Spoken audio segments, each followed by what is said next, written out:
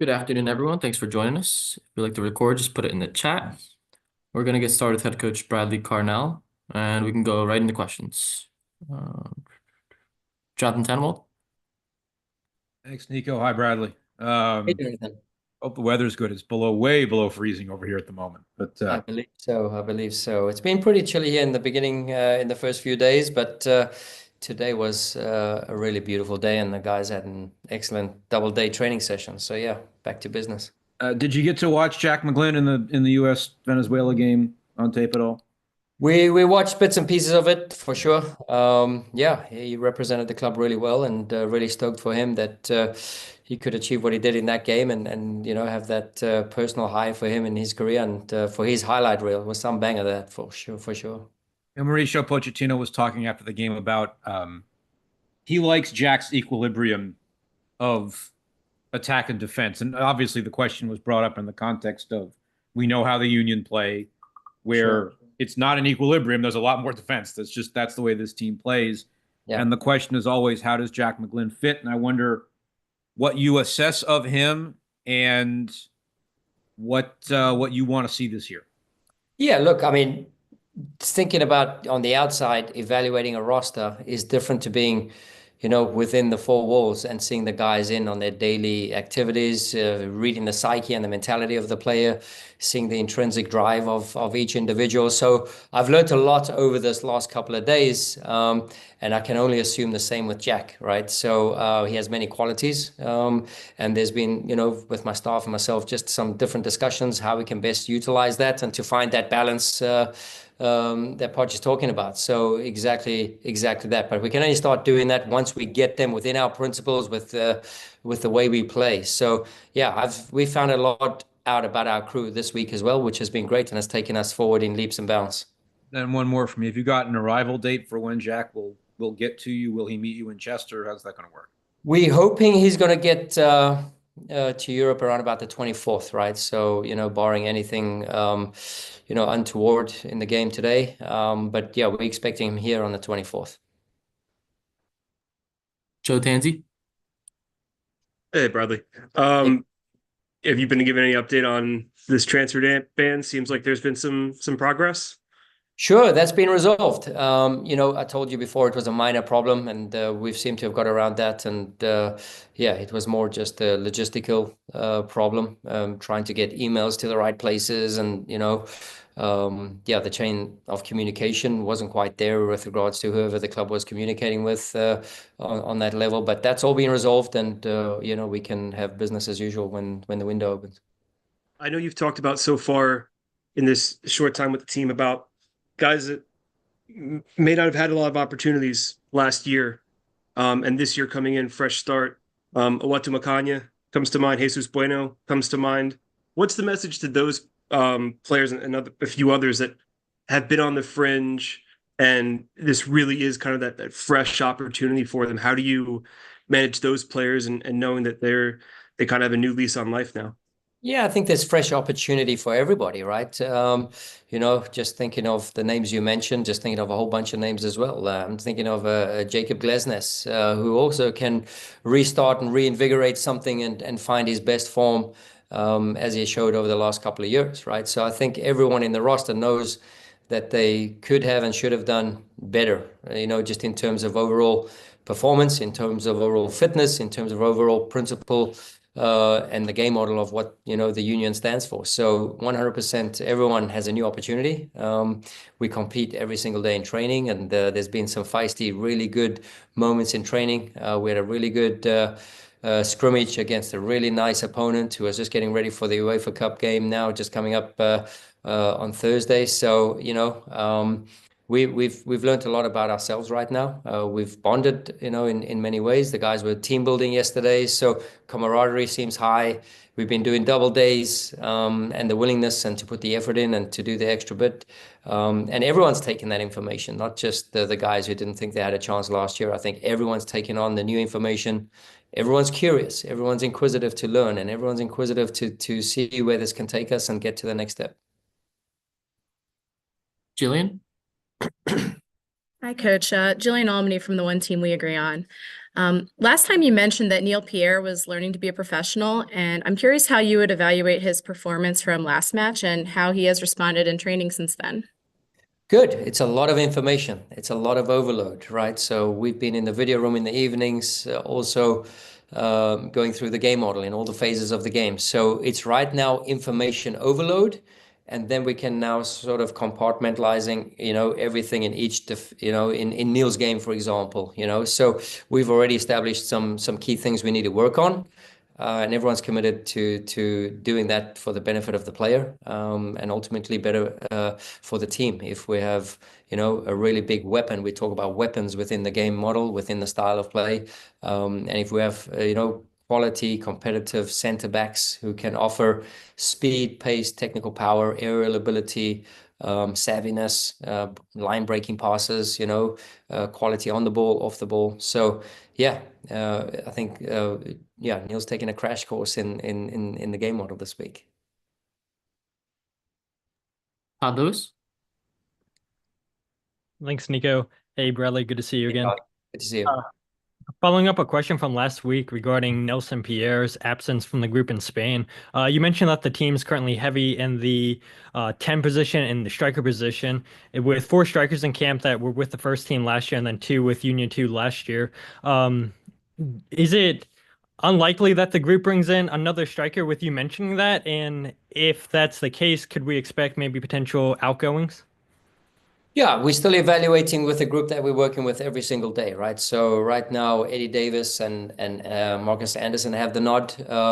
We have Sal Olivas with us, and obviously Ty Baribo and Mikel Ua. So we're just evaluating. And regard Nelson, I can't be saying anything on that behalf. So yeah, right now we have these strikers to work with, and we'll evaluate once we get back to Philadelphia. And prepare for Clearwater. And maybe at that point, we have some more information for you. And then a player that missed all of last season was Isaiah LaFleur with the ACL injury. It seems like he's training well with the group. How would you assess his training sessions being back healthy with the team? Yeah, I mean, listen, one of our analysts actually, prior to our arrival, while we were working at St. Louis together and while he was then for the last couple of months working at Austin, he had identified Isaiah from a data perspective, right? So just in terms of his defending metrics and taking away time and space and really making it tough for the opponent. He has really good tendencies and good characteristics when it's proactive front foot defending is required, and he's done a good job at that. So I don't think we can expect anything, dramatically like wow right now, because being out for a year and recovering from what he's gone through, he's done a magnificent job just getting through these last 7 days or 6 days what we've been together. So it's baby steps. Small wins for him is a big thing, and him getting through training sessions, him getting 30 minutes at a time, or and progressing him and in a safe and wise way to bring out the best of Isaiah. That's the sort of modus operandi for us and the performance crew here. Thank you. Jose Nunez? Hi, Bradley. With the game coming up on Sunday against AGF, how are you aiming to utilize that opportunity? Are you aiming to do the same thing that you did against Slavia in terms of multiple shifts, multiple rotations within the 90, or are you going to maybe progress to something that's a little bit more firm? Yeah, it's tough right now, like after 6 training sessions and 1 game to really go firm, right? Because yeah, I believe in consistent growth and development of the whole roster. And we want to have balanced teams. We had some guys play 30, we had some guys play 45, we had some guys play 60. Mbaizo could only play 15. He had just taken a knock to the knee, so he could only get through limited minutes. So now we're going to evaluate and see how the guys have got through this week. It's been a very taxing week in terms of the load and the management. We keep on increasing now the levels. But again, after that last training session on Saturday, we'll evaluate and see how we can go about it. So yeah, always a very good team. We watched them yesterday. German coach on the front foot also press a little bit. So it'll be a nice test of us playing under pressure and playing us against us almost in a way. So yeah, I'm excited about this game. Thank you so much. Thank you. David Melanger? Hey, Coach, how do you think the transition has been so far getting acclimated to the city of Philadelphia? And have any of the other coaches in the city reached out to you, welcoming you to the city? Yeah, listen, I've done as best I can in terms of the time when I was there, when we got announced. Spent 2 days there just getting acclimated, meeting the people and getting to know certain staff and, getting to know management and what have you. And then I had 2, 3 days prior to the trip, of which I went to the school. I met all the academy coaches. And that was awesome. Part of my job here is to try and interlink and integrate all departments and, just spearhead this arrow of philosophy and game models. So, it's just collaborating, and already now the job started, not just me in the first team here. I'm already trying to put in mechanisms and, we're talking to Ryan Richter as well, best how we can go and, have real synergy within all these departments and, coming together as one. And how do you think so far during these training sessions, has anybody stood out so far that surprised you? Yeah, I've had some welcome surprises. There's been a lot of guys here that are showing hunger, showing desire. And, I think there's been a fresh approach. There's been a learning approach and a learning mentality to adapt the new system and adapt the new game models. So, I think the guys were really ingrained in the diamond. So now, trying to, utilize what they knew and now bring in some other little components and aspects and principles to the game model. And I think everyone's done a great job. I mean, obviously there's some Union 2 guys that came in here. Frankie Westfield has shown real good tendencies, but, it would be unfair of me to just mention and single out, one name or two names. I think everyone's done a real good commitment or a real good effort to have this collective buy-in, and really a synchronized, organized approach to the way we want to play. So, we don't really believe in individuals. I've never have, and for sure our individuals, Gazdag and Ua, they'll win us games, but our unit will win us a lot more. And final question, we're gonna go to John Lupo.